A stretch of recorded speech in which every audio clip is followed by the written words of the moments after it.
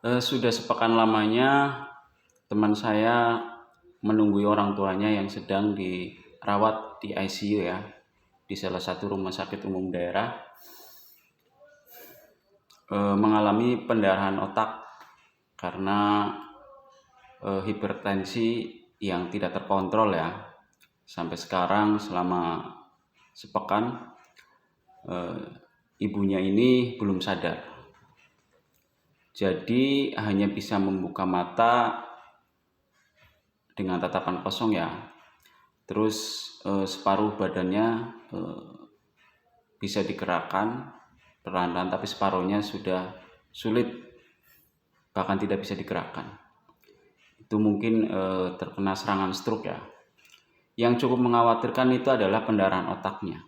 Jadi hasil dari CT scan di kepalanya itu pembuluh darahnya itu yang pecah sudah merembes ya, atau merambah ke daerah leher, bahkan sebagian ke muka. Jadi secara fisik kasat mata dari luar itu tidak ada pendarahan, tapi di dalam itu ya cukup memprihatinkan. Apalagi pendarahan otaknya itu katanya di bagian otak bagian dalam.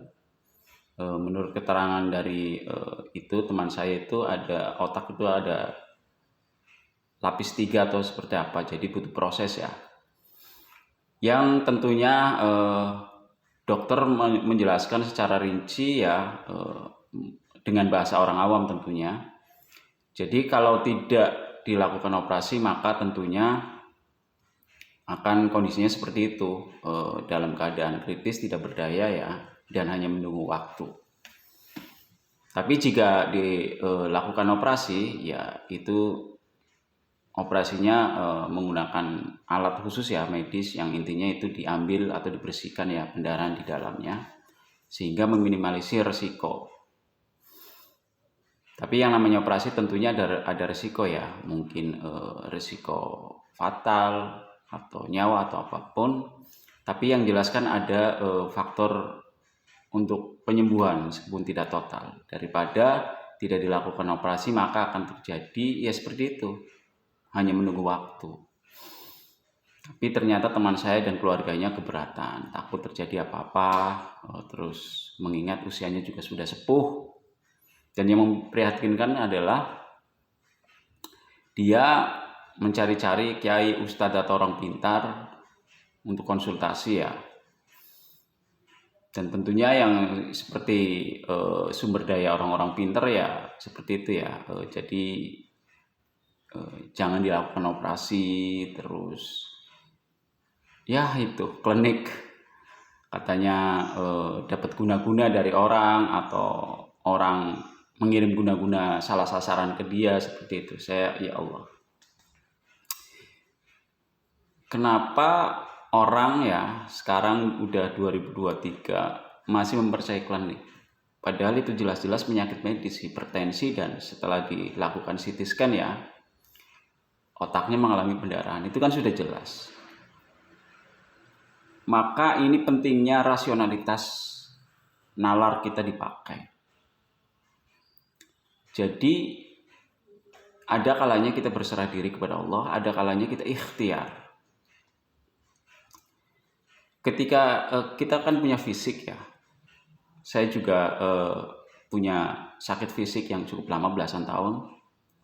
Tapi saya ini cukup rasional, nalar, karena fisik saya ini adalah sakit ranah medis ya. Jadi ya saya rutin ke dokter, dan alhamdulillah sampai sekarang saya masih hidup dan bisa bergerak. Meskipun ya tidak maksimal seperti orang sehat lainnya karena saya punya riwayat penyakit ya. Dan itu alhamdulillah saya operasi beberapa kali ya, hidung 2 kali ya, terus usus buntu, terus di kaki ya ada tumor jinak dan sebagainya. Dan itu tidak apa-apa karena saya mempercayai betul bahwa dokter itu profesional. Dokter itu punya alat, punya ilmu, punya pengalaman, yang punya standar dari pemerintahan, dari nasional, bahkan itu standar dari internasional yang sudah diajukan pengujian yang berulang-ulang sehingga diminimalisir risikonya ya. Jadi apapun itu operasi ada risiko, Tapi ketika ditangani oleh dokter dan kita meyakini pasrah terhadap kedokteran, insya Allah tidak apa-apa. Yang jelas dalam hati kita sebagai orang beriman tetap berdoa, berserah diri pada Allah. Tapi secara fisik kita harus ikhtiar dengan maksimal. Kalau urusan medis ya kita serahkan ke dunia medis, ke dokter. Ya, seperti itu. Yang memprihatinkan itu teman saya, kenapa dia sudah jelas-jelas dibawa ke rumah sakit. Kenapa dia di sana ragu dengan langkah-langkah medis yang dilakukan oleh dokter dan tenaga medis. Entah itu mungkin itu butuhnya pendidikan mungkin ya. Jadi pendidikan umum, pendidikan akademis juga sangat diperlukan. Jadi bukan hanya monoton ilmu agama ansih ya, yang nantinya hanya seperti itu. Ya bukan berarti yang belajar ilmu agama itu kurang rasional ya, tapi dalam hal ini yang saya lihat dia keagamaannya di dalam pendidikan agamanya cukup lumayan, tapi ternyata seperti itu. Itu pentingnya agar kita membuka diri, open mind ya. Ketika kita berkenaan dengan fisik, keduniawian ya kita mau nggak mau ya. Karena di dalam agama juga ada prinsip. Jika kamu ingin menguasai dunia, maka kuasailah ilmu dunia.